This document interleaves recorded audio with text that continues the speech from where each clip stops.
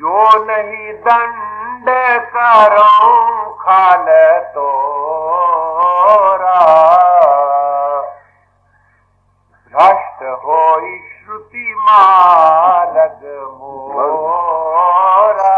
कहते अगर मैं तुमको आया बजात, अगर मैं तुमको सजा नहीं देता, श्राप नहीं देता, तो जो श्रुति मार्ग है वो भ्रष्ट हो जाएगा। श्रुति मार्ग किसके ऊपर? श्रुति कहते हैं सुना गया, स्मृति मार्ग नहीं, श्रुति मार्ग। वो श्रुति उदोगीत जो प्रणव की धुनी हो रही है वो मार्ग भ्रष्ट होता है, क्योंकि श्रुति सुनी नहीं जा सकती जब तक इंद्रियों के घाट पर बैठे। ऐसे अनुभवी पुरुष को अगर तुमने नाराजगी की है, जो श्रुति के जानने वाला है, अरे भाई मैं ये बर्दाश्त नहीं कर सकता, नहीं तो लोग सारे भ्रष्ट हो जाते। ये शठ गुर सन ईर्खा करही, रौरव नरक कोटि युग पारही। कहते जो मूर्ख लोग गुरु से हसद करते हैं वो 100 कल्प तक रव जो नरक सबसे गया गुजरा है उसमें बास कर। वो बयान किया था, उसका सिरा छोटा है, बीच में गंदगी भरी है, उसके बीच में डाल दिया गया, इशारे दिए हैं पुरानों मित्र है। तो कहते हैं मूर्ख आदमी अगर गुरु से अगर कुछ कर नहीं सकता तो ईर्ष्या तो ऐश का तो कोई मतलब नहीं ना। देखो वो तो कुछ नहीं कहता, मगर वो जो नीति के जानने वो उसको सजा देता। तो काग वसुंड को श्राप मिला, किसने दिया? गुरु ने नहीं दिया। गुरु तो दयाल पुरुष है भाई। वो पावर जिसमें वो रम रही है, 2 किस्म की पावरें मैंने अर्ज की। एक वो पावर जो अधर्मियों को दंड देती है, धर्मियों को उभारती है, जगत को स्थिति में कायम रखती है, वो एक पावर वो सजा देती है। जो दूसरी किस्म का इजहार रखते हैं उसको वो संत जन होते हैं, वो तो प्रभु से जोड़ते हो। पापी आए पुण्य, पापी से कोई भी आ चल भाई प्रभु से जोड़, तो वो तो दूसरों पर श्राप नहीं देते। याद रखो महात्मा कभी किसी को श्राप नहीं देते, वो हमेशा दया करते। जितना पापी होकर जाओ उतना और दया करते। हमारे हजूर थे कई बार बड़ी निंदा करके आना, जब होश आने के महाराज दया करो हमने आपकी बड़ी निंदा की है, कह रहे मेरे तक नहीं पहुंची, नाम दे देते। तो ये संतों का और जो नीति में रखने वाली ताकत है उनका आपस में संवाद, वो सजा देती है, वो तो हमेशा ही दया करते हैं। हाँ जी। त्रिजग जोनि पुनि धारहि शरीरा, आयु जन्म भरि पावहि पीरा। कहते ऐसे पोषपिंडों वगैरह की जूनियों में जाते हैं और 10,000 जन्म तक दुख। ये किसका बयान है? तुलसी साहब बयान कर रहे हैं, समझे? अनुभवी पुरुष थे, यही और महात्माओं ने बयान किया। यहाँ तक भी कहा नर निंदक गुरु निंदक नारायण होई ताका मुख न देखो कोई। नारायण भी अगर गुरु की निंदा करे तो उसका मुंह न देखो। तो गुरु और आप देखेंगे 2 पहलू बयान कर बड़े सूक्ष्म वृत्ति से। एक स्थिति में कायम करने वाली नेगेटिव पावर, एक पॉजिटिव पावर। पॉजिटिव पावर तो श्राप नहीं देती, वो माफी ही जानती है। हाफिज साहब ने कहा आखिरी अमर शब्द मालूम, कहते आखिर जाकर हमें ये मालूम हुआ कि सल्तनत दरवेश बहुत बेहिसाबी। दरवेशों की सल्तनत बख्शिश, हिसाब लेना नहीं। जो हिसाब लेने वाली ताकत है वो उसको संयम में रखने के लिए श्राप दे रही जी। बैठ रहे सी अजगर एव पापी, सर्प हुए खल मल मति व्यापी। कहते हैं पापी पुरुष जा, तू इधा की तरह बैठा रहा, तू सांप होगा, तेरी अकल में पाप समा गया, गुरु की नाराजगी की, ये श्राप दे। महाबिटप कोटर महु जाई, रहो अधमाधम अधगति पाई। कहते जा किसी दरख्त की खोखली जगह जो वहां बैठा रहो और इसी अधोगति में पड़ा रहो, बस ये मैं तुझे श्राप जा। फिर इस पर हाहाकार कीन गुर तारण सुनि शिव शाप, कंपित मोह विलोक अति और उपजा परिताप। कहते ये इस बददुआ को सुनकर गुरु कांप उठा। आखिर गुरु के दिल में शिष्य का प्यार है, मेरा बच्चा है, कहीं चला न जाए। तो कहने लगे, गुरु ने हाय हाय की। कहते मुझे कांपते हुआ देखकर बड़ा उसको रंज हुआ। तो क्या कहने लगे आगे, फिर सिल से आता उसने दुआ की कि हे कि तुम इसको श्राप ना तो तुम बड़े ऐसे हो, बड़ी महिमा की। आखिर उन्होंने फिर उसकी काग बसुन की। उनको साथ लंबा सा पसंद है। तो मेरे अर्ज करने का यहाँ तक मतलब क्या, अगला ऐसा फिर कभी या भी कर दिया जाए।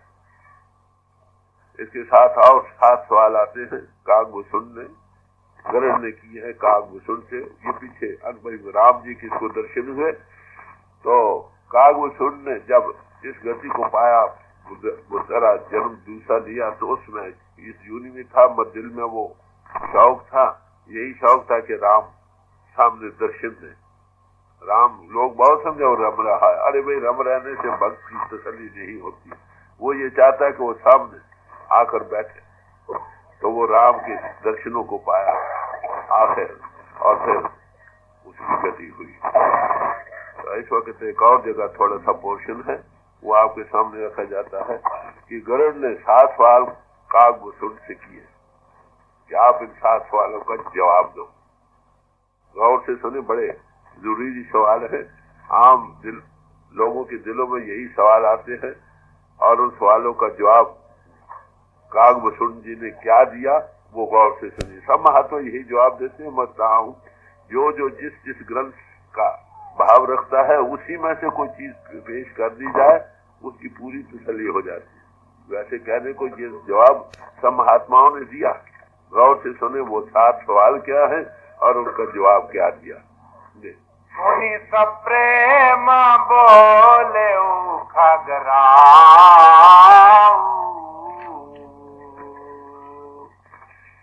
जो कृपाल मोयू पर भाव।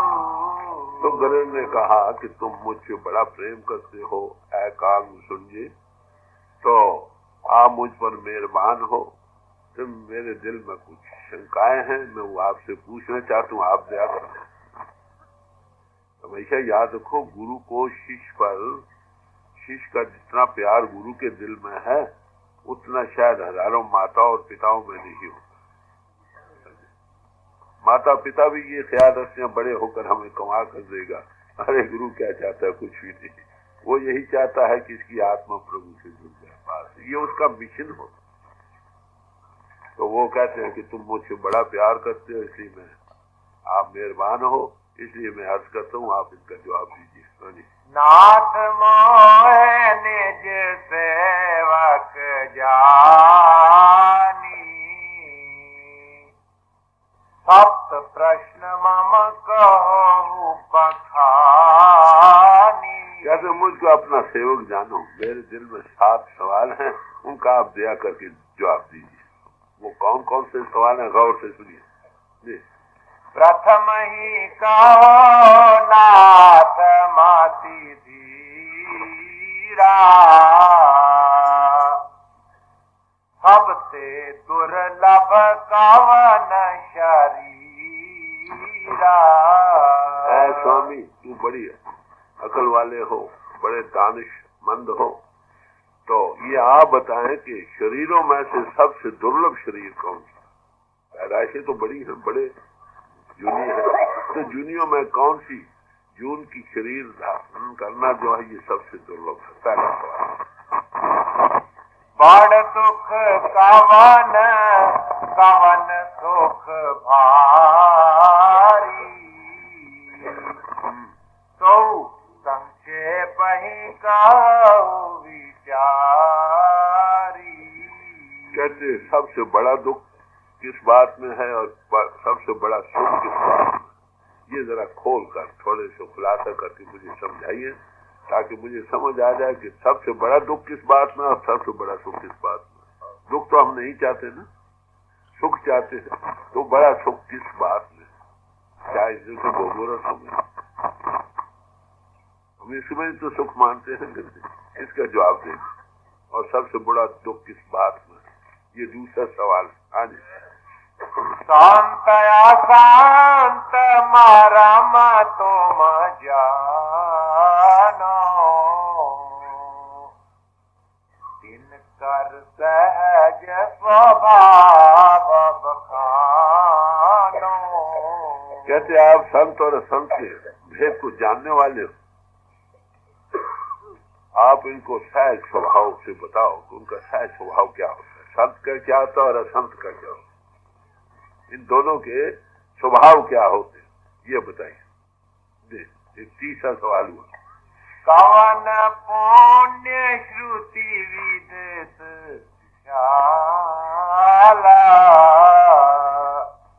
कहो कवन अघ परम कराला। चौथा सवाल यह है कि वेद में कौन सा पुण्य सबसे बड़ा गिना गया। श्रुति वेदों, वेद श्रुति है ना, श्रुति है, स्मृति और है। श्रुति वो है जिनका तलब सुनने से, और कौन सा पाप सबसे जबरदस्त, ये चौथा। मानस रोग कहो समुझाई, सर्वज्ञ कृपा अधिकारी। के इंसान को कौन कौन से रोग लग रहे हैं, आप तो सर्वज्ञ हो, सब कुछ जानने वाले हो, ये जरा खोल कर समझाओ कि हम लोगों को कौन से रोग लग रहे हैं, कैसे हम उनसे आजाद हो सकते हैं, रोगों से बच सकते।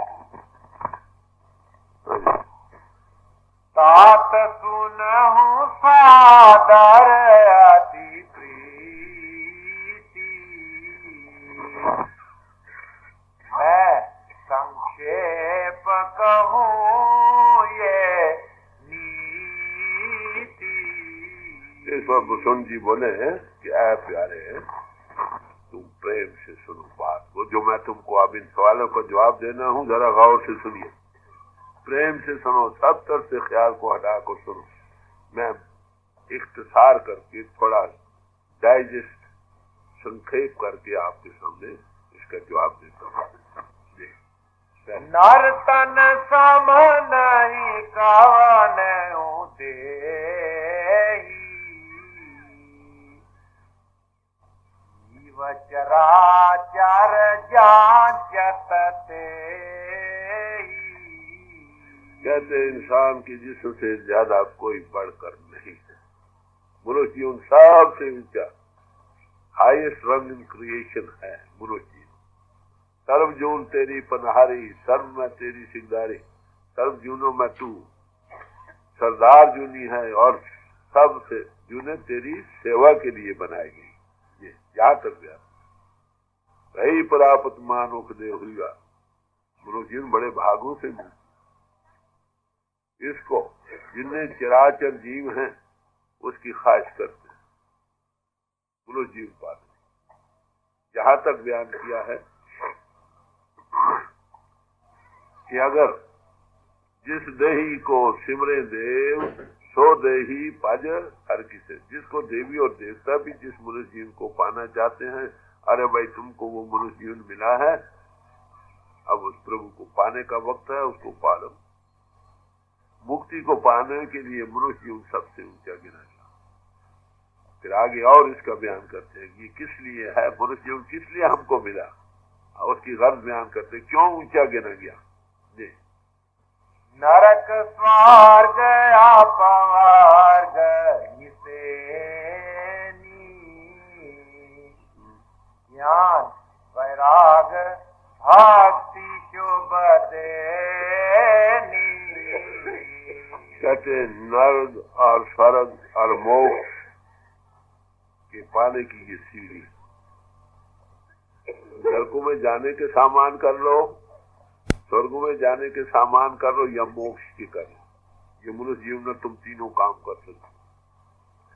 पिछले प्रारब्ध कर्मों के अनुसार मौजूदा जन्म मिलता, इसमें थोड़ी आजादी हमको, जो किरेमान कर्म हम करते हैं, जिस तरफ वो डालना जो अग्नि की हालत तुम बदल सकते हो। Man is the maker of his own destiny. इंसान अपनी किस्मत आप बनाता है। पीछे जो किया आप भोग रहे हैं। अब जो थोड़ी आजादी है उसमें अगर उसको ठीक करें, नरकों की तरफ जानने के सामान है तो इन्हों के भोगो रसों में लोगों को दुख दो, स्वर्ग जाने हैं लोगों को सुख पहुंचाओ।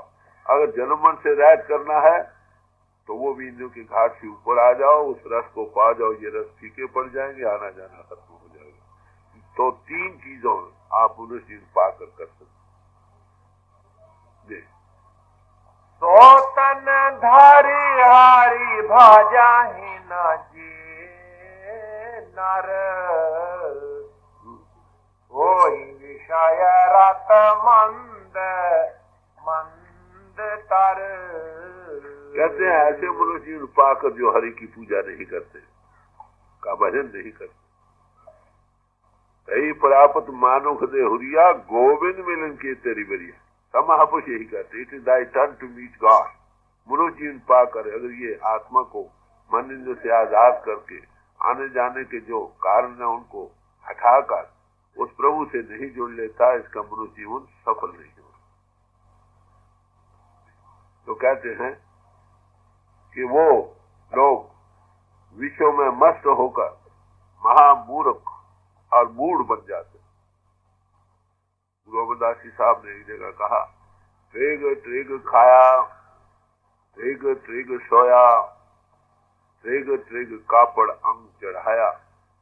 हमारे खाने पर, सोने पर, जिस्म के बाहरी बनावटे हार सिंगार बनाने पर हजार हजार बार बार। फिर कहा, त्रेग शरीर कुटुंब से कुटुंब सहत स्यो। इस मनुष्य जीवन के धारण करने पर भी हजार हजार बार नानता और बाल बच्चों का ही काम करते रहा। इन कामों पर भी हजार हजार बार। ये तो हुण खस्म न पाए। अगर मनुष्य जीवन पाकर उस प्रभु को नहीं पाया, जितने काम किए सब पर हजार हजार बार। अवर काज तेरे किते न काम, आज मिल साध संगत पाज के। साधु का संग करो, मालिक के साथ जुड़ो। ये मनुष्य जीवन का आदर्श है। अगर मनुष्य जीवन पाकर ये काम नहीं किया तो जन्म बर्बाद चला गया। तो कहते हैं वो लोग मनुष्य जीवन पाकर जो हरि का भजन नहीं करते। खसम ना चीने बावरी क्या करत बढ़ाई। कबीर साहब कहते हैं मनुष्य जीवन पाकर तुम किस बात की बढ़ाई करते हो, अगर मनुष्य जीवन पाकर उस मालिक को तुमने नहीं पाया। बात न भगत न होएंगे, छाड़ो चितराई। ये बातों का मजमून नहीं है भाई। चितराई की बातें छोड़ो, देखो तुम क्या कर रहे हो।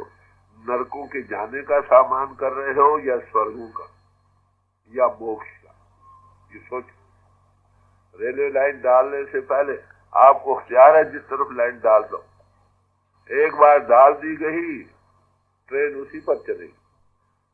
पूरे जीवन में थोड़ी आजादी है, वो एक बुद्धि प्रभु ने दी है। एक लाइन ड्रा करे, योधन करे, ये मेक और अनमेक कर सकता। देख लो आप क्या कर रहे हैं। बड़े ठंडे दिल से, बड़े प्यार से समझा रहे हैं कि मनुष्य जीवन बड़े भागों से मिलता है।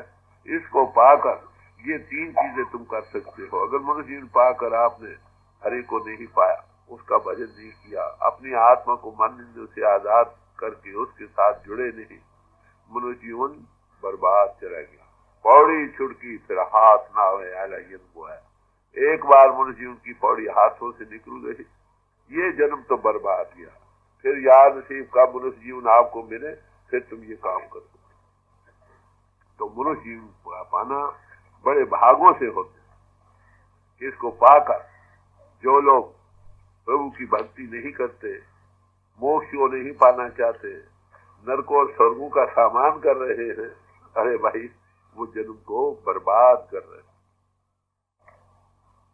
कुरान शरीफ में जिक्र आता है जो इस दुनिया के आशिक लोग हैं उनको परलोक आखिरत हराम है, और जो आखिरत के पुजारी हैं उनको ये दुनिया हराम है, और प्रभु के पुजारियों को दोनों हराम। बताओ आप क्या कर रहे हैं? सोचो। महापुरुषों के कलाम बड़े मतलब खेज होते हैं, पुरमानी पुरमर्द होते हैं, साथ समझाते चले अरे भाई ये तीनों चीजों की पाने की सीढ़ी है मनुष्य जीवन। तुम क्या चाहते हो? इसे तुमने प्रभु को पाना था, क्या कर रहे हो? ठंडे दिल से विचारो। कई भाई दान करते इससे कि आगे हमें रोटी मिलेगी, यहाँ जूती देते हैं कि आगे हमको जूती मिलेगी। अरे भाई तो फिर परलोक के पुजारी है ना, आना जाना तो खत्म न हुआ, मनुष्य जीवन की ये घटना थी। कांच की रच बदले ते ले करते डार पर समाणी दे। कहते वो जाहिल लोग हैं, मूढ़ पुरुष हैं, जो पारस को पत्थर को फेंक दे। पारस पत्थर मिल जाए उसको फेंक दे, उसको अकलमंद आप कहोगे, उसे तो सोना बनता है भाई। मनुष्य बड़े भागों से मिला, इसमें तुम अपनी आत्मा को प्रभु से जोड़ सकते हो। जो इसको पाकर इससे फायदा नहीं उठाते वो ऐसे हैं जैसे सोने की इवज शीशा ले ले, क्या हुआ, कांच ले। तो मनुष्य जीवन पाने की ये कदर ध्यान करना है कि मनुष्य जीवन पाने की ये कदर है। जो जाहिल लोग हैं, मूढ़ पुरुष हैं, जो इससे फायदा नहीं उठाना चाहते। देखो साथ ही साथ डिग्री दिए जा रहे हैं,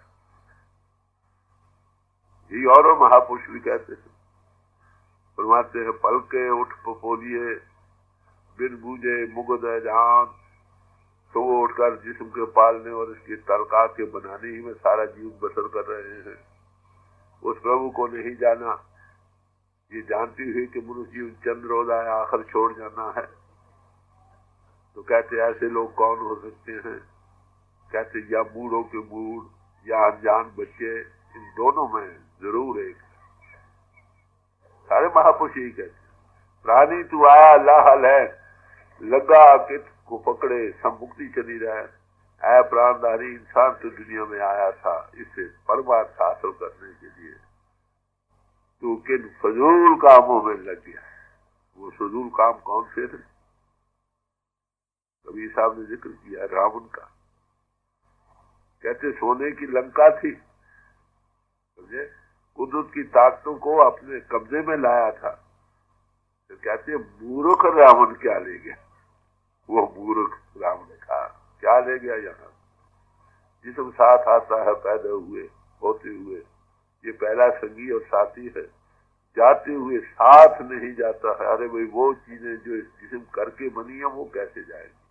जो उन्हीं में लग रहे हैं। अरे भाई वो बूढ़ लोग हैं, ना समझ लोग हैं, अनजान बच्चे। बड़े प्यार से समझा रहे जी। नहीं दारिद्र साम दुख जग माई, संत मिलन साम सुख जग नाई। ये तो एक सवाल का जवाब दिया, क्या खूबसूरती से जवाब दिया। अब दूसरा सवाल आ जाता है कि दुनिया में दुख सबसे बड़ा कौन सा है और सुख किस बात में? तो कहते हैं मुफलिसी से ज्यादा मुसीबत दुनिया में कोई नहीं। गरीबी, ये सब पापों की जमीन बन जाती है। भाई बार स्टील खरीद नहीं सकता, करने पर कोई देता नहीं, वो चोरी पर गिर जाता, अपने धर्म से असूल से गिर जाता। अरे ज़र और धन की पुजारी दुनिया बन रही है। देखिए ये बीमारी सब जगह, नादारी, मुफलिसी, गरीबी, सब से बड़ा दुख। इसमें इंसान क्या कुछ वो काम करता है जो नहीं करना चाहता, वो भी कर दूंगा। बच्चे भूखे मरे, क्या करे, चोरी करेगा, सन मारे, अपनी भूख तो शायद सहार जाए, बच्चों की नहीं सहार सकता। कहते ये बड़ा भारी दुख। आप देखिए, अपने पैसे कमाने, मुफ्त इसको दूर करने, फिर लब लाल संयम का जीवन होना चाहिए। खट काल की चट्ठों दे नानक राह पछाने से, जिसकी रोजी ही प्रागिंदा है, प्रागिंदा रोजी, प्रागिंदा दिल, क्योंकि सबसे बड़ा तो जिसको रोटी मिलती रहे, फिर वो संयम में रहते, लब लालच ना करे, जीवन संयम का बनाए, प्रभु की भक्ति करे। पेट में पेट न पहिया रोटियां ते सब गला खोटी, ये पंजाबी मिसाल। तो बड़े प्यार से कहते हैं कि मुफ्ती सबसे ज्यादा संयम है, और संतों के मिलाप से ज्यादा कोई सुख नहीं। सबसे बड़ा सुख कहाँ मिलता है? संतों की सोबत। संत मिलते कहाँ? 100 काल संत तो बड़े मिलेंगे, सचमुच संत कही कही संत की तारीफ की गई। हमरो पत्ता बड़ो बवे की आपे संत कहावत। जब वो परमात्मा किसी पोल पर इजहार करता है, उसका नाम संत। उसके पास क्या है? 4 पदार्थ जे को मांगा है, 7 जना की सेवा लागे। चारों पदार्थ उसके पास हैं, धर्म, अर्थ, काम और मोक्ष। बड़ी भारी बरकत।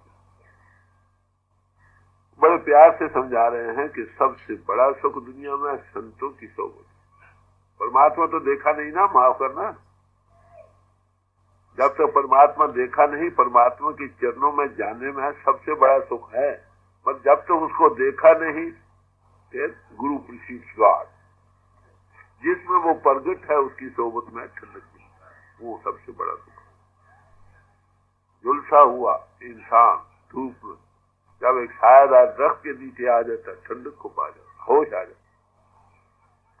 बड़ुआ अगन सगन ट्रेन जाला, कोई विरला बूटा हरा रेवरी। बड़ुआ अगन ने सारे दरख्तों को जला रखा, कहीं कहीं कोई सरसर दरख्त बांधा। काम कुरान बही बोल, जिसके अंदर प्रभु प्रगट है, वहां जाकर ठंडक और राहत मिलती है। जिस नित्या मन राशि सदगुरु, जिसका नाम, जिसके पास बैठे थोड़ी ठंडक मिले, टिकाव मिले, दुनिया भूल जाए, ये निकाल। दिला नजदे कसे बिनशी क्यों दर दिल, दिला नजदे कसे बिनशी क्यों आज दिल, खबरदार राय दिल किसी ऐसे की नजदीकी इख्तियार कर जिसको हमारे हाल पता हो कि हम किस मुसीबत में गिरफ्तार। क्या करो बजेरे यहाँ दरख्ते रहो, बरो गुलहाए सरदार। किसी ऐसे दरख्त के नीचे बैठो जिस पर तरोताजा फूल महक रहे। दुनिया में झुलसा हुआ इंसान जब वहां बैठता, थोड़ी ठंडक को, उस मंडल का चार्जिंग है उसको। कहते संतों की सोबत जैसा कहीं सुख नहीं, वो और क्या होता। सुबर भरे प्रेम रस रंग, उपजे त्याव साध के संग, वो प्रभु के प्रेम और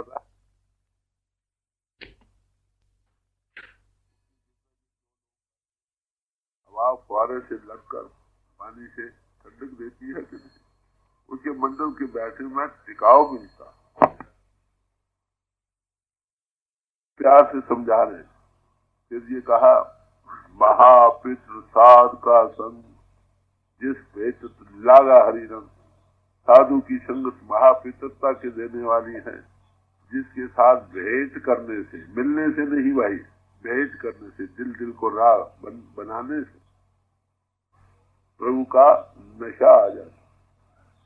Spirituality cannot be taught but caught।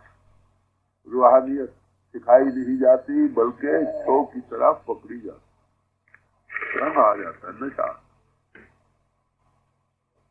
महाचेतन प्रभु का वाक्य आता है, वो उनका बोला था, कोई तो कोई महात्मा से अपने बोले उसे प्रभु के नाम पे होते हैं, हरि बोल करके कहा करते, हरि बोल हरि बोल हरि बोल। एक धोबी घाट पर चले गए, एक धोबी के पास खड़े हो गए तो कहा हरि बोल। धोबी ने समझा कोई पैसा मांगने वाला आ गया, उसने ना बोला, एक बार भी ना बोला, 2 बार भी उसने कहा, 6 बार कहा, नहीं बोला। कहते ये पीछा छोड़ता नहीं, चलो हरि बोल क्या ही दे। उसने पहले कहा मैं नहीं बोलता भाई, हरि बोल क्या बोलना पड़ेगा। जो हरि बोल कहा तो जो मिल गई, नाचने लग गया, हरि बोल, वो भी काम छोड़कर नाचने लग गया। साथ के भाइयों ने देखा भाई हमारे भाई को क्या गया, आके कहे हरि बोल भाई, वो भी हरि बोल कहने लगे, सारा धोबी घाट ही नाच उठा। ये मिलता है अनुभवी पुरुषों की सोबत। तो बड़े प्यार से समझा रहे हैं कि संतों की सोबत जैसा कोई सुख, सबसे बड़ा सुख संतों की सोबत। उनकी सोबत में समझो, जब तुम आ गए समझो प्रभु की सोबत में आ गए, क्योंकि प्रभु उसमें प्रकट हो रहा। बिल्ली हर जगह परिपूर्ण है। बताओ अब आपका क्या सवाल थी, साक्षी है। अगर किसी पोल पर पावर हाउस में वो कलेक्ट हो चुकी है तो वो तुम्हारे सारे काम करती है नहीं। तो प्रभु सारे ही है, बस जिस हृदय में वो प्रगट हो गया उससे तुम्हारे सारे काम बनते हैं।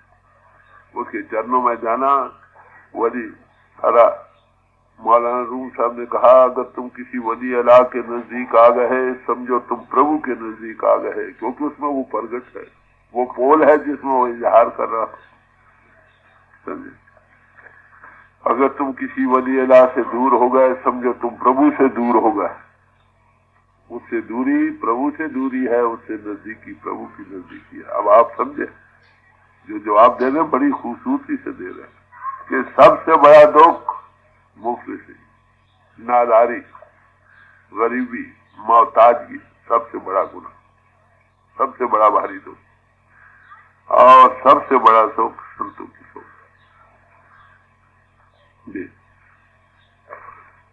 और उपकार बचन मन का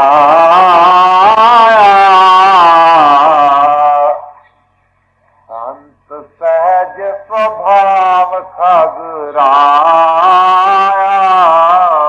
3 हो गए सवाल। अब ये चौथा सवाल है कि संत और संत का क्या भेद, क्या स्वभाव होता है। तो बयान करते हैं, मन वचन और कर्म से परोपकार करना, ये संतों का सहज स्वभाव। मन से भी, वचन से भी और कर्म से भी। ये नहीं कि मन से बुरा सोच, मन से भला सोच। नानक नाम चढ़ी कला तेरे बहाने सर्वत का भला, peace be unto all the world over. ये उनकी भावना, ये उनका मिशन। समझे? उससे प्यार करो, वो सब में है, सबसे प्यार करो। आप जुड़े हैं लोगों को जोड़ते फिर, गुरमुख कोट और हारा दे नाम करी, यही उनका काम है। तो बड़े प्यार से समझा रहे हैं, ऐगढ़ ये संतों का सहज स्वभाव है, मन करके, वचन करके और कर्म करके परोपकार करो। वचन करके भी वही काम कहेंगे जो परोपकार से ताल्लुक रखता हो, और कर्म करके भी परोपकार करेंगे, दुखों को दुख दूर करेंगे, भूखों की भूख प्यास दूर करेंगे।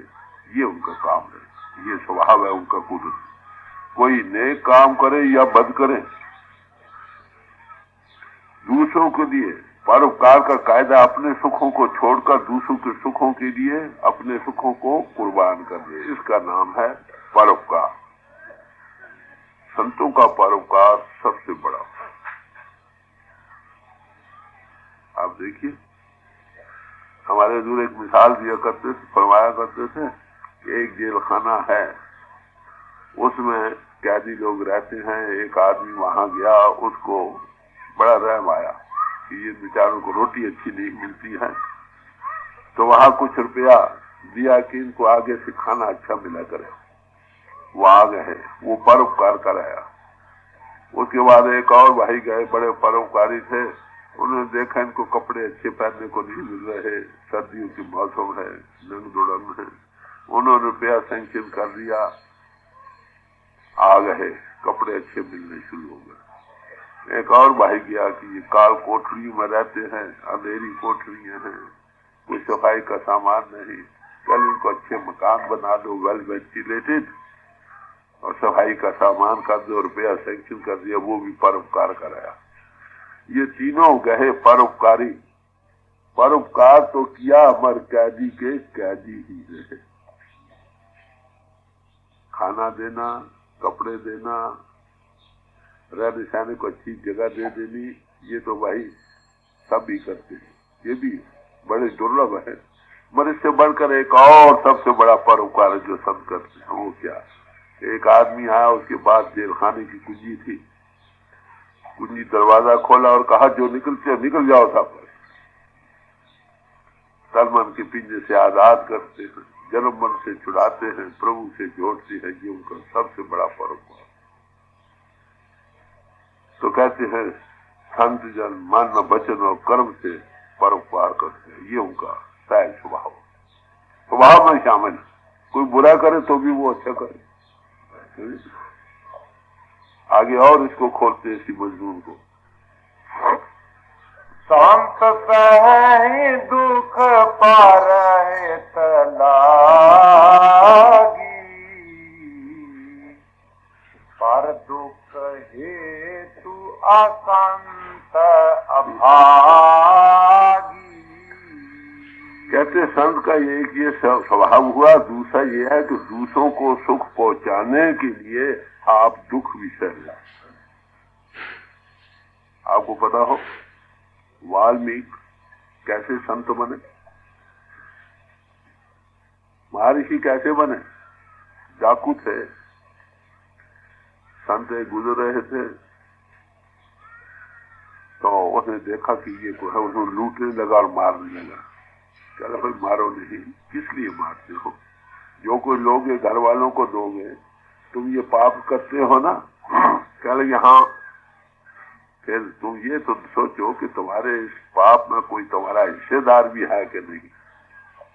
अरे मेरे घर वाले सब कह रहे भाई ऐसा करो, तुम जाओ घर वालों से पूछाओ कि तुम्हारे इस पाप का वो हिस्सा बांटेंगे तेरे साथ। कह रहे वाह वो भी अच्छा आदमी मिला, मैं जाऊं घर जे जाए भाग। कह रहे नहीं मैं भागता नहीं, मुझे तरफ से बांध दो अच्छी तरह से, तुम घर से सिर्फ थोड़ा फिराओ, फिर जैसे होगा कर लेना। उसको कहा भी बात तो ठीक है, चलो पूछाते हैं। उसको बांध दिया तरफ के साथ।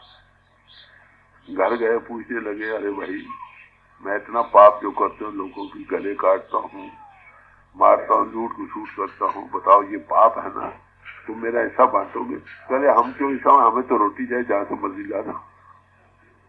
अब मिल गया, आ गए, खोला तरफ से, महाराज माफ करो। तो संत अपने आप को बंधवा भी लेते हैं इसलिए कि कोई सुखी हो जाए। ये स्वभाव है।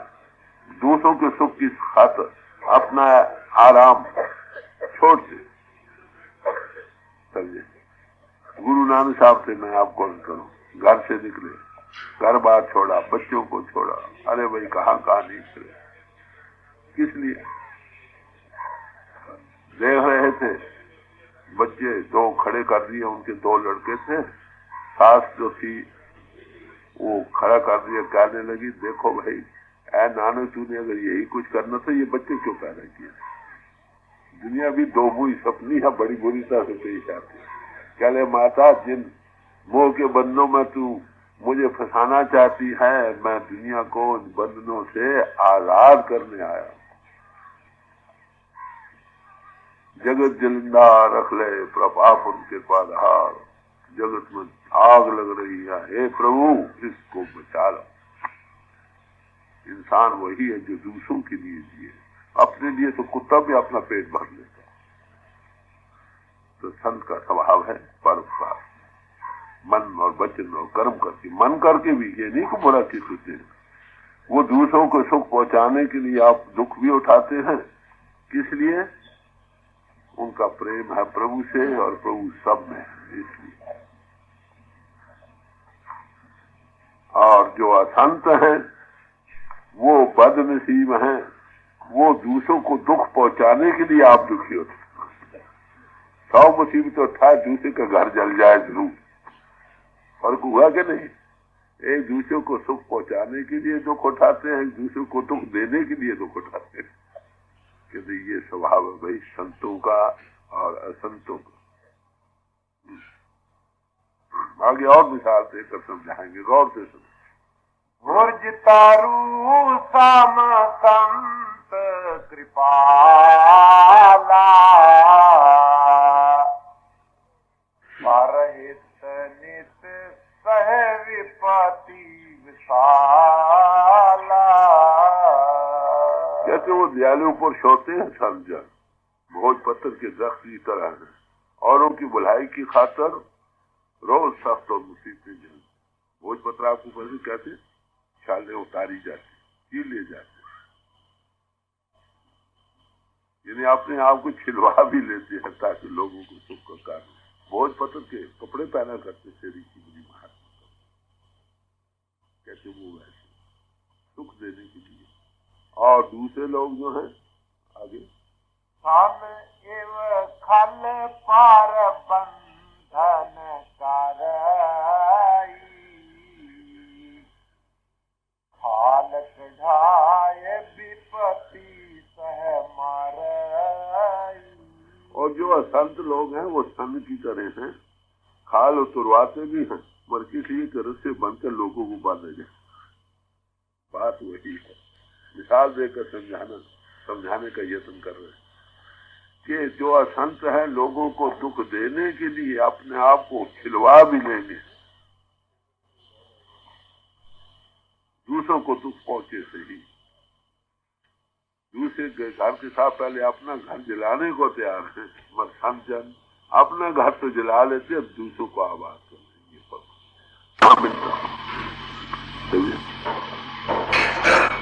ये संतों के और संतों के लक्षण स्वभाव, उनमें कोई गर्ज नहीं, वो लागल है, सिर्फ प्रभु की हुक्म के अंदर काम करते हैं।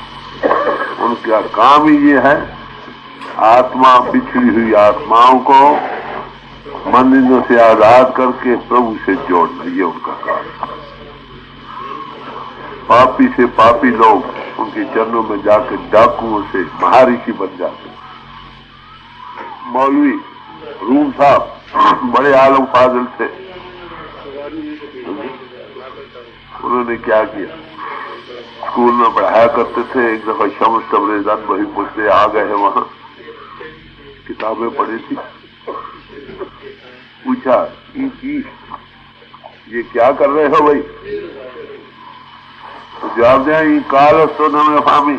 अरे भाई ऐसा इल्म है लवन है, तुमको क्या पता है ये क्या? वो चले गए, स्कूल की छुट्टी हुई तो उन्हें वो तख्ती के धोने वाला जो चौबच्चा था पानी से भरा हुआ, सब किताबें कलमे उसमें डाल दी। जब आए तो देखे किताबें नहीं, तो पूछे ये दीवाना, अरे भाई ये किताबें कहाँ? एक निकाला सूखी किताब, दूसरी निकाली कुछ तख्ती में, सब सूखी और पानी से निकल गई। अरे भाई ये क्या है भाई? कहते ये हालत तो न फामी। अरे भाई ऐसा है जिसको तुम्हें आए लगे तुमको पता। तो आलमान बड़ी में बड़ा भारी पड़। अब आप देखेंगे कि मौलवी रूम को मौलाना रूम बनाने के लिए उन्होंने कितने दुख सहे, लोगों की मुखालफत होते भी सही, सब कुछ किया, आखिर जान भी दे दी। तो यही बड़े प्यार से समझाते हैं, मौलवी हरगिज नशुद मौलाए रूम, मौलवी हरगिज मौलाना रूम ना बन सका ता गुलाम शम्स तबरेज़ी नशुद, जब तक शम्स तबरेज़ का गुलाम न हो। अरे भाई इसलिए हम संतों के पास जाते हैं, जिस गति को उन्होंने पाया हम भी पा जाते। असल मतलब तो यही। तो यहाँ तक का ब्याह साकी अनायत उन तो मौलानाए रूमीना ऐ मुर्शिद तू मुझ पर दया कर, मुझ पर रहम क्या कर कि मुझे गुलाम शम्स तबरेज़ कलंदरवार में मैं सारी दुनिया मैं भाई शम्स तबरेज़ का गुलाम हूँ। सिख को मान होता है गुरु का, समझे?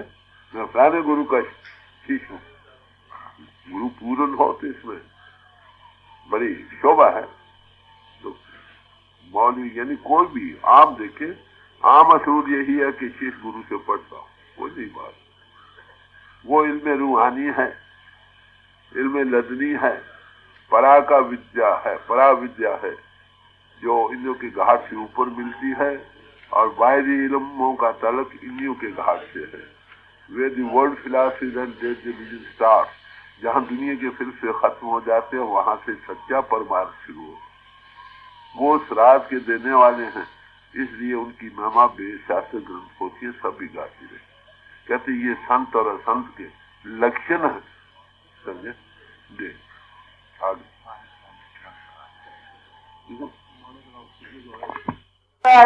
पार आपकारी अही मूषक एव सुन और गारी। अब कहते हैं कि ऐसे खोटे पुरुष जैसे सांप और चूहा जहां होगा काटेगा, चूहा कहीं भी कुतर कुतर करेगा, ये उसका स्वभाव है, समझे? कहते ऐसे दूसरों को नुकसान पहुंचाते रहते। उनका ये नहीं क्या बनता है, बनता बनाता कुछ नहीं उनका बनता बनाता कुछ नहीं, उनका ये स्वभाव है। क्यों का स्वभाव है कुतरना खाए, कपड़ा मिल जाए, चमड़ा मिल जाए, लकड़ मिल जाए, लोहा मिल जाए, काटेंगे। शाम का स्वभाव है काटना। कहते ऐसे खल पुरुषों के फायदा आसान, वो दुखी देना चाहे, उनके स्वभाव में ये शामिल हो जाए। पर संपदा विनाश नसाही जिमी ससिहति हिम उपल बिलाई। कहते दूसरों की दौलत को बर्बाद करने के लिए आप भी तबाह हो जाएंगे, मैं दूसरों को तबाह कर दूं। औले पड़ते हैं खेत पर, खेत बर्बाद हो जाता और आप भी नाश हो जाते। विशाल लेकर समझाया जी। दुष्ट उदय जग आरत है तू यथा प्रसिद्ध अधम ग्रह के तू। फरमाते हैं कि उन ऐसे पुरुषों का दुनिया में आना ऐसा ही है जैसे केतु तारा में सो गया, केतु आ गया वही खैर नहीं, उसे सुख किसी को नहीं पहुंचे, ऐसा स्वभाव उनका। उनसे दुख ही दुख निकले। संत उदय संतत सुखकारी विश्व सुखद जिमि इंदु तमारी। संतों का प्रगट होना सुख देने वाला, जैसे कहते हैं तारीख की काली रात हो, चांद की ठंडी ठंडी रोशनी सुख देती है, लोग ठंडक पहुंचाती, ऐसे उसका जीवन दुनिया में। परम धर्म श्रुति विदत अहिंसा पर निंदा सम अघना रीचा। अब कहते हैं वेदों के मुआफिक अहिंसा परमो धर्म, दूसरों की दिलादारी करना ये सबसे बड़ा काम ना कर, ये संतों का नॉन वायलेंस। अहिंसा परमो धर्म, ये सबसे बड़ा सुख देने वाला अहिंसा, किसी का बुरा चिंतन न करना, न मन करके, न वचन करके, न कर्म। ये तो प्रिया मिलन थी सिखता हिया न ठाई गई जा। अगर तुम प्रभु को पाना चाहते हो तो किसी के दिल को ना दुखाओ, यहां तक गया। हाफिज साहब एक जगह जिक्र करते हैं, क्या करो कि तुम मैं खुरो शराब पियो, ये पाप है बड़ा। कहते ये भी पी लो, ये इससे बढ़कर और भी कोई पाप है। मैं खुरो मुसफ विसौ दब धर्म पुस्तकों को जला दो, ये भी पाप है बड़ा। कहते ये भी करो, इससे भी बड़ा और पाप। आतिश दर काबा दर खुदा के घर में आग लगा दो, ये सबसे बड़ा पाप है, मगर इससे बढ़कर और भी पाप है। साकने बुतकाना बाश वाले मर्द मादारी दिलादारी मत करो भाई। ये सबसे बड़ा पाप। सारे महापुरुष यही कहते दिलादारी ना करना ये बड़ा धर्म है, दूसरों की बुराई करने के बराबर और कोई पाप। यही सवाल था ना, वेद में कौन सा पुण्य सबसे बड़ा है और कौन सा पाप जबरदस्त है। ये है छठा सवाल, उसका जवाब नहीं दोगे ये निशानी है प्रेम की। हरि गुरु निंदक दादुर होई, जन्म सहस्र पावतन कोई। अब ये कहते हैं कि विष्णु और गुरु की निंदा करने वाले मेंढक का शरीर 1000 जन्म तक धारण करते। ध्यान है संतों का जी। और द्विज निंदक बहु नरक भोग करे, ब्राह्मण यानी अनुभवी पुरुषों की निंदा करने वाले जग जनमई वायस शरीर धर। कहते नरक भोग कर फिर कौवे का जन्म लेते हैं, इसलिए इनको काग बछुन को कौवे का जन्म दिया। सिफारिश करने पर, गुरु की सिफारिश करने पर ये रियायत की, चलो भाई कौवे बन जाओ, नरकों में न जाओ। श्रुति निंदक जे अभिमानी, रौरव नरक पारही ते प्राणी।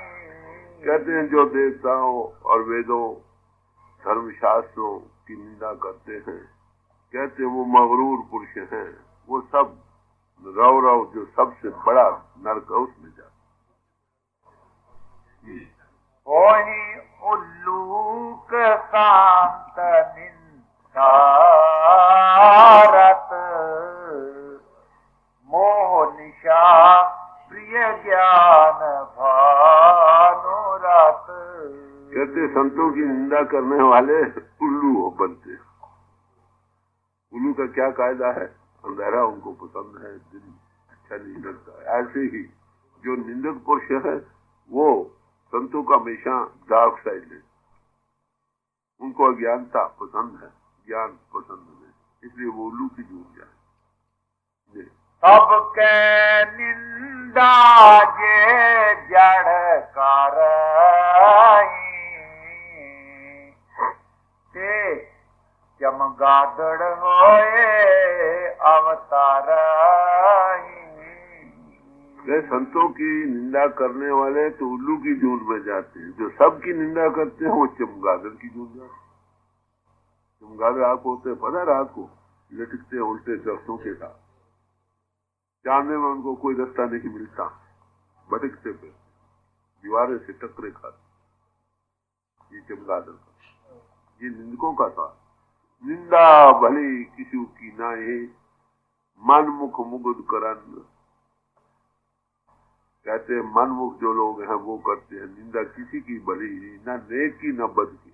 बद की भी निंदा करोगे, अगर कीचड़ पर पत्थर फेंकोगे तो कीचड़ तुम ही पर पड़ेगी ना।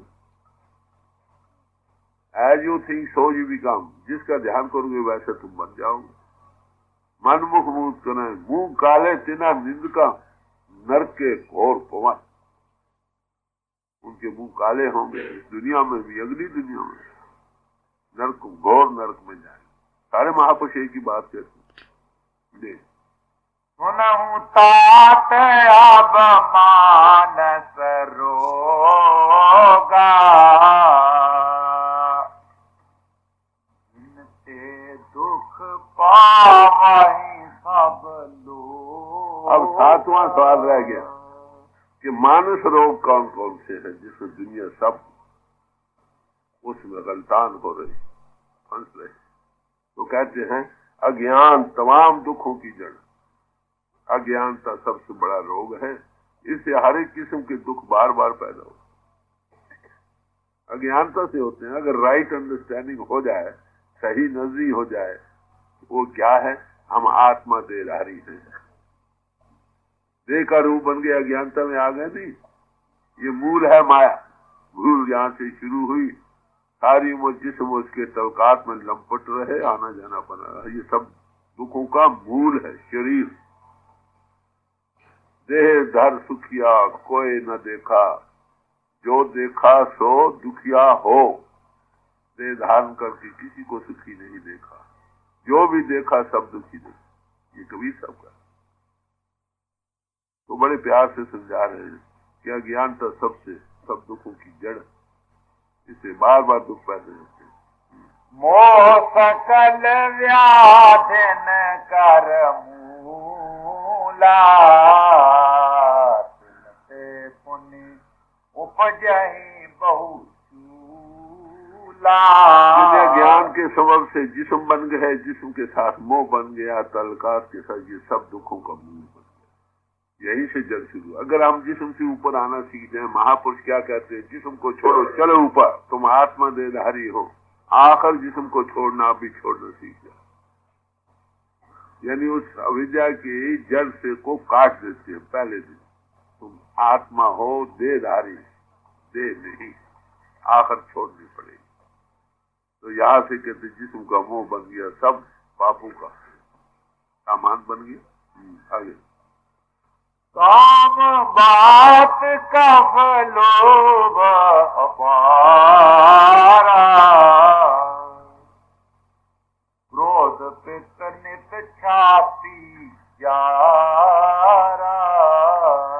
इंसान के अंदर तीन चीजें बयान की हैं, सफरा, बलगम और सौदा, पित्त। ये तीनों के संयम के ना होने से बीमारियां बनती।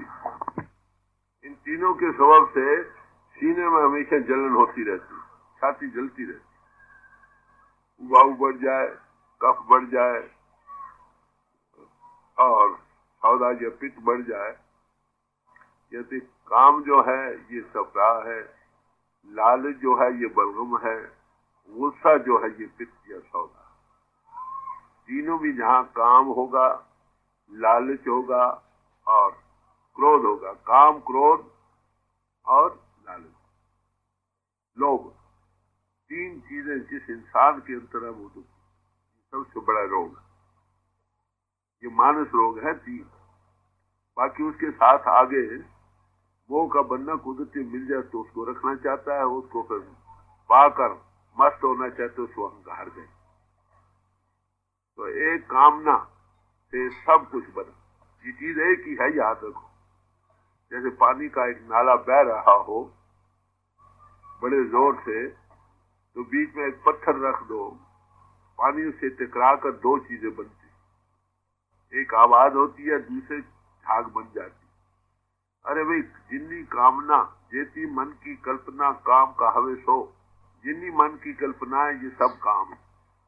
इनमें जब कोई रुकावट ज़ाहिरा या दरपर्दा बनती है, वो गुस्से में शामिल, वो क्रोध बन जाता है। अब क्रोधी पुरुष के मुंह से झाग आती और आहिस्ता नहीं बोलते, ऊंचा बोलेगा, ये दो बातें उसमें बन जाती। जहां क्रोध जरूर पाना चाहता है ये लोग, कुछ भी हो वो पाएगा, इसका नाम लोग। ये तीन चीजें हैं इंसान के अंदर भी। कफ बलगम है, कफ कहते हैं, सफरा है और पित्त। तीन से बीमारियां बढ़ती है।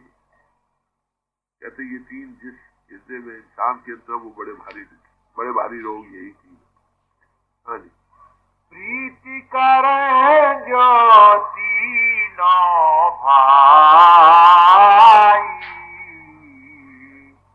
उपजई तन पात दुखदाई। अगर ये तीनों भाई समझे, सफरा, बलगम और सौदा या पित्त अगर एक साथ प्यार करे तो फिर दुखदाई सरसाम हो जाता, दिल दमास ठिकाने नहीं। सरसाम में आपको पता क्या था, सिर पर बुखार चढ़ जाता है, न सोच सकता है न देख सकता। ये हाल दुनिया की हो रही। काम, क्रोध और लालच के सबब से उनका दिल दमास सही नहीं। ये सबसे बड़े रोग।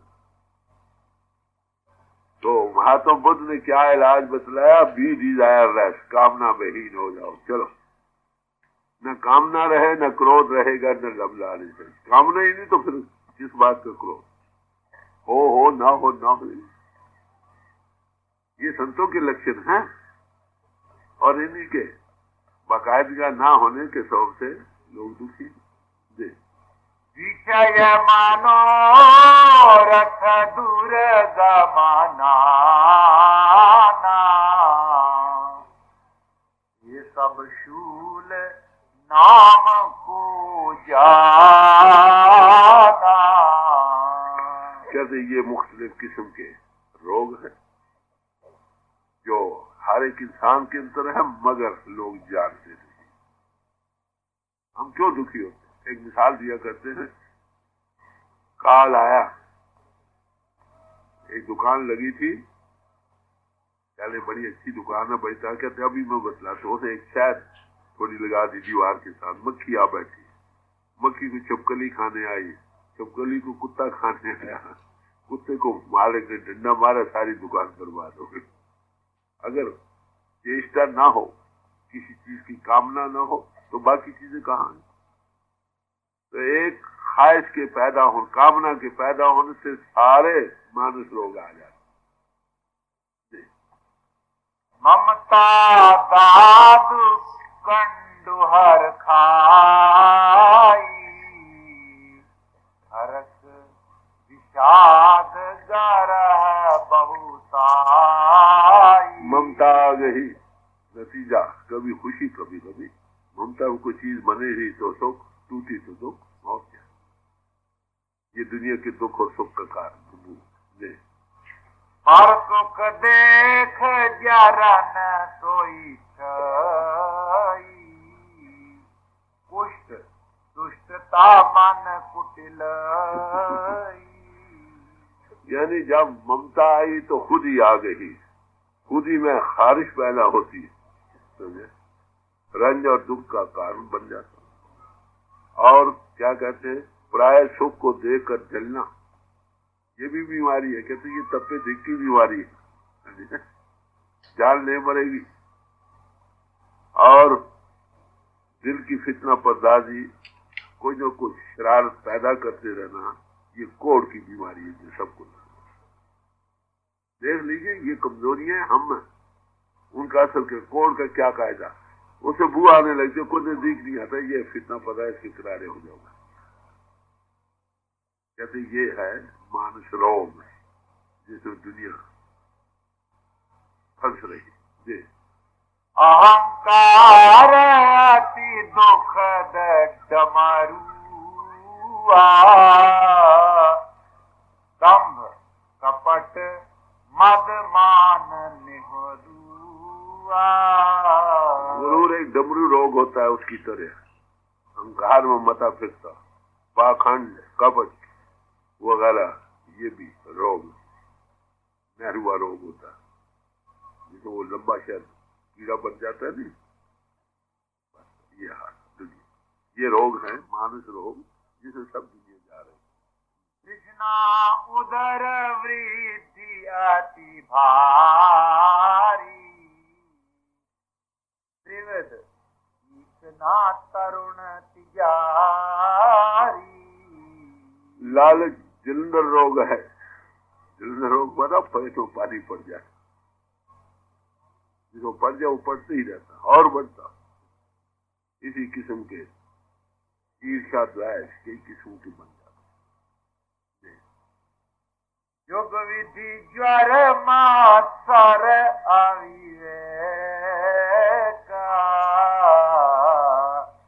कहाँ लग कहूँ रोग अनेका। कहते बुराई भलाई को न देखना और अज्ञान, ये दो किस्म के बड़े बुखार हैं, और इससे कई रोग और पैदा होते। ये मानस रोगों का जिक्र कर रहे हैं। ये रोग है जो मानस को लग रहे हैं। एक व्याधि बस नर मरही, ऐसाध बहुव्याध, पीड़ही संतत जीव को, तो लहे समाधि। जैसे आदमी को एक मर्द लग जाए तो मौत के घाट उतरता है, जिसको इतने रोग लग जाए उससे क्या है करो। कहते फिर वो सुख कैसे पा सकते? आगे इसको थोड़ा सा जवाब देते हैं दो हिम्मत, फिर उसके बाद सत्संग खत्म हो। धर्म आचार तप ज्ञान यज्ञ जप दान भेषज पुनि कोट नहीं रोग जाए हरि ज्ञान। कहते इन सब का इलाज हरि का जानना, आत्मा का मन इंद्रियों से घाट से ऊपर आकर प्रभु से मिलना। अगर वो मिल जाए, जैसे आग के पास बैठकर सब सर्दियां दूर हो जाती है, ठंडक दूर हो जाती है, बर्फ के पास बैठने से गर्मी दूर हो जाती है। जब आत्मा मन इंद्रियों से आजाद होकर ऊपर आ गई, इन सब से आजाद आत्मा महाचेतन प्रभु से जुड़कर इन रोगों से आजाद हो जाता है। गुरबानी में आता है, रोग रहत मेरा सदगुरु योगी, कह रहे मेरा सदगुरु ही सब रोगों से रहता, बाकी सब रोगों से भरे पड़े। तो कहते हैं दुनिया में जितने नियम है, धर्म है, आचार है, तप है, ज्ञान यज्ञ जप दान वगैरह, जिनका तलक अपरा विद्या से है, उनके करने से भी ये रोग नहीं जाते। इन रोगों से हटने का इलाज, छूटने का इलाज आत्मा का प्रभु से जुड़ना है, परा विद्या, आत्म तत्व का बोध। आगे बहुत सारा फिर खोल कर समझाएंगे। तो इतना ये 7 सवालों का जवाब कागभूषण जी ने गरुड़ को दिया। इनमें सब हमारे बीमारियों का जिक्र आ गया है, उसका इलाज भी बताया। तो संतों के पास यही इलाज है कि आपको इन्हों के ये दुख कहाँ से आते, कामनाएं कहाँ से पैदा होती, इन्हों के घाट से। वो कहते हैं आंखों को बंद कर लो, कानों से बंद कर लो, मुंह को बंद कर लो, बाहर की कामनाएं लौट देने वाली नहीं पैदा होंगी। देख देख कर ख्वाहिशात पैदा होती है, या सुन सुन कर, या भोग भोग कर। कहते हैं तीनों को अपनी सोच को इससे हटाकर नाम के रस के साथ जोड़ दो, सारे रस फीके पड़ जाएंगे, आना जाना खत्म हो जाएगा। इन सब का इलाज हरि का भजन है, परा विद्या है, आत्म तत्व का बोध है, जो सुख का शब्द के साथ नाम के साथ लगना है। ये इन सब दुखों का वाहिद है। ये स्वामी जी महाराज ने फरमाया, जो जो चोर भजन के प्राणी नित नित दुख सहे, काम क्रोध सतावे उनको लोभ नदी में डूब मरे। 100 से एक रामायण यही कह रही है, कागभूषण जी यही कह रही है, स्वामी जी महाराज कह रहे हैं, सब महापुरुषों की कलाम लोग यही बात कह रहे हैं। अरे भाई कामना से बेहीन बनो, एक इलाज कब होगे? जब इंद्रियों का घाट छूटेगा। बाहर के रस हमें क्यों हासिल कर रहे? इंद्रियों के घाट से। गुरु दिखलाई मोरी जिस मृग पड़त है चोरी, गुरु वो मोरी दिखलाता है जिससे हम लूटे जाते हैं। मूद लिए दरवाजे ता बाजे रे अनहद बाजे, बाहर के दरवाजों को बंद कर लिया, अंतर में अनहद की धुनी छुट्टी जारी हो गई, उस ज्योति का विकास हो गया, उस महारस को पाकर दुनिया के रस फीके पड़ गए, आना जाना खत्म। ये है इलाज सब बीमारियों का जिसमें दुनिया जा रहे। तो 7 सवालों को बड़ी खूबसूरती से जवाब दिया। इनको समझो, ग्रंथों पोथियों के पढ़ने से नहीं, समझो उन्होंने क्या कहा है। हमारी ही इन बीमारियों का इलाज है, वो हरि भजन के बगैर कुछ नहीं। हरि भजन कब मिलता है? जो हरि को भजते हैं उनकी सोबत से, उनका नाम संत है। उनका स्वभाव क्या है? मन बच कर्म से परोपकार कर, कोई बुरा करे तो भी उसके साथ ये उनका। तो ये रामायण का कुछ हिस्सा था जो आपके सामने रखा गया। हर एक महापुरुषों ने वेद कतेब कहो मत झूठे झूठा सो जो न विचारे, ग्रंथों पोथियों उन महापुरुषों के बयान है जिनको पढ़कर समझना है, जो उपदेश मिले उनको धारण करना है, उससे कल्याण होगी। जो गदा खाकर हजम हो जाएगी वही ताकत देगी, जो हजम नहीं होगी बीमारी पैदा करेगी। तो आलिम होना तो अमल के साथ तब तो ठीक, नहीं तो खारिश की बीमारी है। जितनी खाज बढ़ती करोगे उतनी और बढ़ेगी।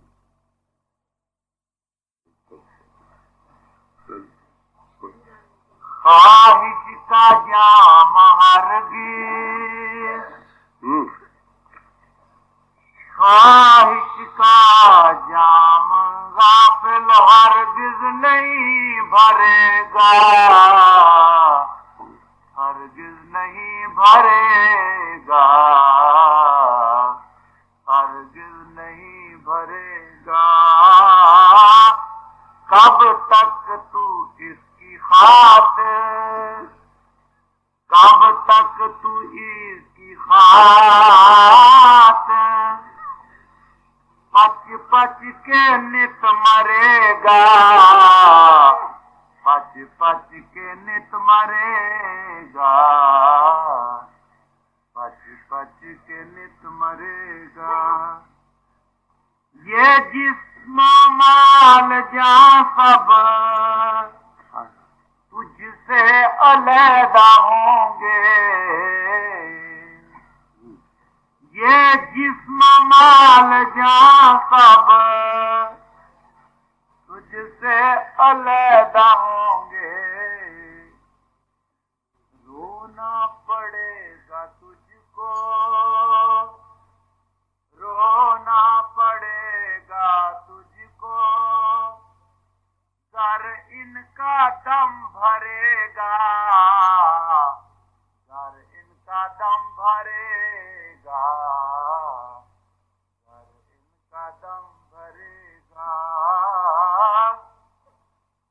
ख्वाहिश का जाम हरगिज गाफिल नहीं भरेगा, कब तक तू इसकी खातिर पच पच के नित मरेगा, पच पच के नित मरेगा, पच पच के नित मरेगा।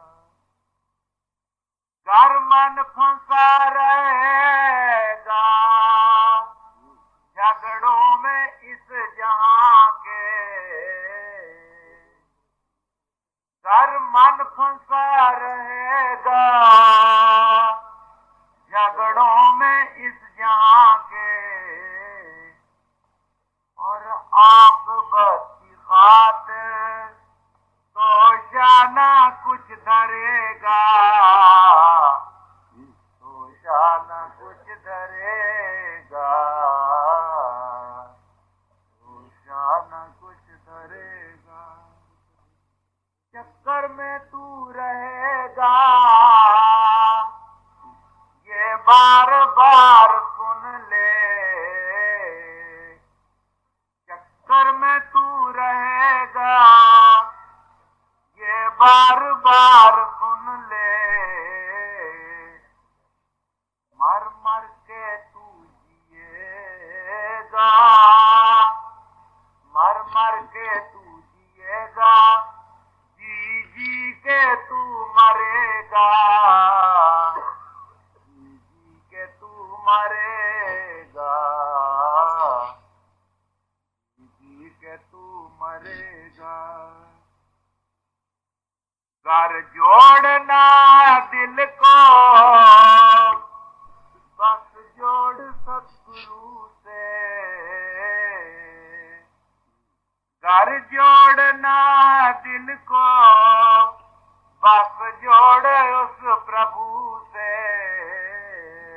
दुनिया से घर है जोड़ा, दुनिया से घर है जोड़ा, फिर तुझको वो घड़ेगा,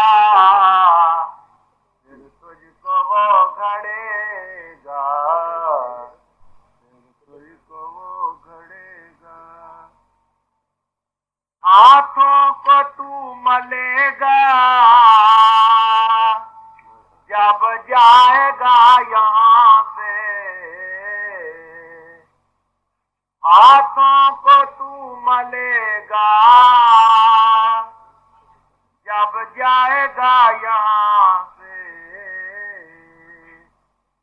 दुनिया के घर में घर तू कुछ छोड़ कर धरे मरेगा, कुछ जोड़ कर मरेगा,